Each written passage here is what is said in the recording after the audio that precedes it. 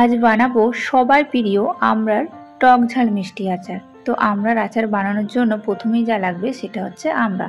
তো এখানে আমি 250 গ্রামের মতো কাঁচা আমড়া নিয়েছি, যেটাকে মাঝখান বরাবর চিড়ে দিয়েছি, মানে একটা আমড়ার 2 পিস করেছি।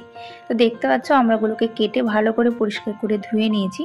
এবার কিন্তু এগুলো জলের মধ্যে রাখলে চলবে না, জল থেকে ছেঁকে তুলে নিতে হবে। পুরো আমড়াগুলোকে আমি একটা থালার মধ্যে এইভাবে তুলে নিয়েছি। এবার বাকি জলগুলো যা গায়ে লেগে আছে সেটা কিন্তু একটু সুতি কাপড় দিয়ে ভালো করে মুছে দিয়েছি। এবার এটাকে একটা পাত্রে আবার তুলে নেব। এটা কিন্তু শুকোতে দিতে হবে পুরো 1 ঘন্টার মতো। আমি এটাকে এইভাবেই ছেড়ে দেব, রোদ্রের দরকার নেই, এইভাবে ছেড়ে দিলেই হবে। তো দেখতে পাচ্ছ থালার মধ্যে এইভাবে রেখে দিয়েছি। 1 ঘন্টা পর দেখতে পাচ্ছ আমড়ার গায়ে কিন্তু এক্সট্রা যেটা জল ছিল সেটাও কিন্তু শুকিয়ে গিয়েছে। তো তোমরা একদিনে এইভাবে আমড়ার আচার বানাতে পারো, কোনো অসুবিধা হবে না।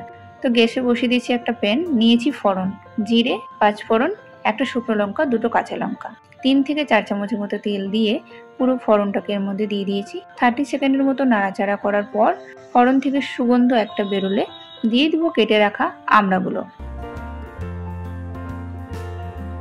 তো দেখতে পাচ্ছ পুরো আমড়াগুলো আমি দিয়ে দিয়েছি। এবার এটাকে 2 মিনিটের জন্য এইভাবে নাড়াচাড়া করব। অবশ্যই গ্যাসের ফ্লেমটাকে লোয়ে রাখতে হবে, পুরো আচারটা বানানোর জন্য কিন্তু গ্যাসটা লোয়েই থাকবে। এইভাবে 2 মিনিট ধরে আমরা নাড়াচাড়া করে নেব। নাড়তে নাড়তে দেখবে আমার কালারটা চেঞ্জ হয়ে গিয়েছে, দেখবে ইয়েলো ইয়েলো ভাব একটু হয়ে এসছে। তখনই আমরা অ্যাড করে দিব স্বাদ মতো নুন। তো আমি এখানে 250 গ্রামের আমড়ার মধ্যে 1 চামচের মতো নুন দিয়েছি। ভালো করে একটু নাড়াচাড়া করে নেব। তারপর দিয়ে দেবো এর মধ্যে হলুদ। তো আমি এখানে 1 চামচের মতো হলুদ অ্যাড করলাম। ভালো করে এটাকে মিক্স করে নেব।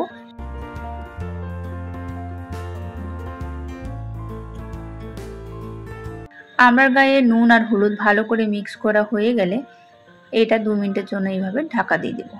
তো দেখতে পাচ্ছ ঢাকা খুলে আমার আমড়া কিন্তু হাফ সিদ্ধ হয়ে গিয়েছে। এবার চলো মশলাটাকে রেডি করে নিই। মশলা বানানোর জন্য আমি নিয়েছি 1 চামচ ধনে, 1 চামচ জিরে, 1 চামচ মৌরি, 2টো শুকনো লঙ্কা, একটা তেজপাতা, কিছুটা গোলমরিচ আর নিয়েছি গোটা গরম মশলা। এবার কিন্তু একটা প্যান গরম করে পুরো মশলাগুলোকে একটু হালকা ড্রাই রোস্ট করে নেব। তো এইভাবে আমি 1 মিনিট ধরে গ্যাসের ফ্লেমটাকে লোয়ে রেখে মশলাগুলোকে একটু রোস্ট করে নেব।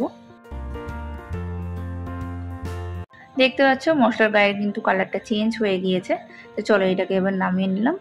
ঠান্ডা করে মিক্সি জারের মধ্যে ভালো করে এটার একটা পাউডার বানিয়ে নেব।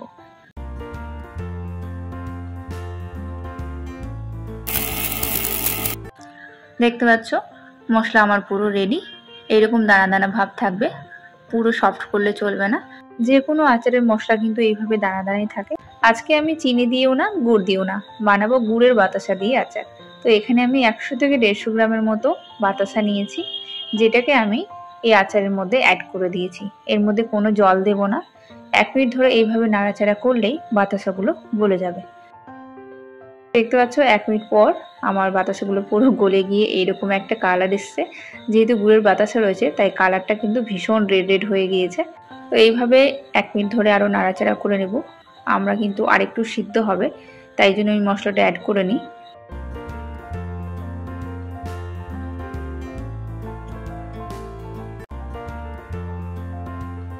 1 থেকে 2 মিনিট পর আচারের আমার এই অবস্থা। এখন কিন্তু এটা মশলা অ্যাড করার জন্য একদম রেডি। চলো আমি এখানে পুরো মশলাটা অ্যাড করে দিব। যেহেতু আমি পুরো আচারের জন্য এই মশলাটা বানিয়েছিলাম, এই আচারে যতটা পরিমাণ মশলা লাগবে সেইভাবে বানানো হয়েছে, তাই পুরো মশলাটা আমি এর মধ্যে এখন অ্যাড করে দিচ্ছি। পুরো মশলাটা এইভাবে ছড়িয়ে দেব। দেওয়ার পর আচারের গায়ে পুরো মশলাটা কিন্তু ভালো করে মিক্স করে নিতে হবে।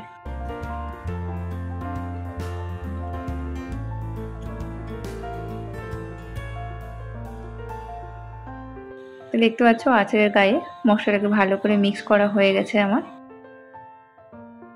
সামান্য একটু বিট নুন অ্যাড করলাম। পুরো আচারের মধ্যে এই বিট নুনটা কিন্তু গুরুত্বপূর্ণ ভূমিকা পালন করে। বিট নুন দিলে পুরো আচারের টেস্টটা কিন্তু চেঞ্জ হয়ে যায়। তো যাই হোক, এখানে আমার বিট নুন আর মশলা সমস্ত কিছু অ্যাড করা হয়ে গেছে নাড়াচাড়া করে। এবারে কিন্তু গ্যাসটাকে আমি অফ করে দিব, তা না হলে বেশি রসটা শুকিয়ে গেলে ঠান্ডা হলে আরও টেনে যাবে। তাই জন্য আমি এখানে গ্যাসটাকে অফ করে দিলাম। একটু ঠান্ডা হলে এটাকে যে কোনো কাঁচের জারের মধ্যে তোমরা রাখতে পারো। কাঁচের জারটা ভালো করে পরিষ্কার করে মুছে নিতে হবে, তাতে যেন কোনো জল না থাকে। এবার ভালো করে এয়ার টাইট করে সেটাকে রেখে দিলে মাঝে মাঝে একটু রোদ্রে দিলেই কিন্তু আচারটা অনেকদিন ধরে আমরা বাড়িতে রাখতে পারি। দেখতে পাচ্ছ আমি এইভাবে এটাকে ঠান্ডা করতে ছেড়ে দেব। পুরোপুরিভাবে ভালো করে ঠান্ডা হয়ে গেলে আমরা এটাকে কাঁচের জারে ভরে নেব। তো দেখতে পাচ্ছ আচারটা দেখতে কিন্তু হেভি টেস্টি আর খেতে কিন্তু ততটাই দুর্দান্ত হয়েছে। আমি টেস্ট করেছি, সমস্ত কিছু একদম ঠিক আছে। টক ঝাল মিষ্টি যেই রকমের দরকার ছিল সেই রকমভাবে হয়েছে। আশা করি তোমাদের আজকের রেসিপিটা খুব ভালো লেগেছে। ভালো লাগলে একটা লাইক করে দিও, আর তোমরাও কিন্তু বাড়িতে অবশ্যই এভাবে ট্রাই করে দেখো, আশা করি ভালো লাগবে। তো আজকের মতো এখানেই, সবাই সুস্থ থেকো, ভালো থেকো। দেখা হবে একটা নেক্সট রেসিপির সাথে। টাটা।